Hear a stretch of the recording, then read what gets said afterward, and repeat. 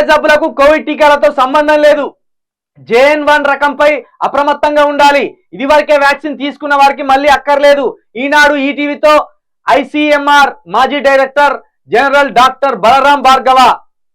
Corona ఉపరకం JN1 వ్యాప్తిపై భయం అక్కర్లేదని, అప్రమత్తంగా ఉండాలని Indian council of India research మాజీ డైరెక్టర్ జనరల్ ఎయిమ్స్ కార్డియాలజీ ఆచార్యులు డాక్టర్ బలరాం భార్గవ అన్నారు. ఇక చూడండి, ఒకవైపు భయం అవసరం లేదంటాను, ఒకవైపు మళ్ళీ అప్రమత్తంగా ఉండాలంటాను. భయం అవసరం లేదన్నప్పుడు అప్రమత్తం దేనికిగా?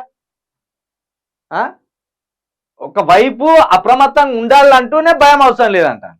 ఈ భయం అవసరం లేదని వీళ్ళు ఇష్టానుసారంగా తిరుగుతారు మాస్కులు పెట్టుకోకుండా.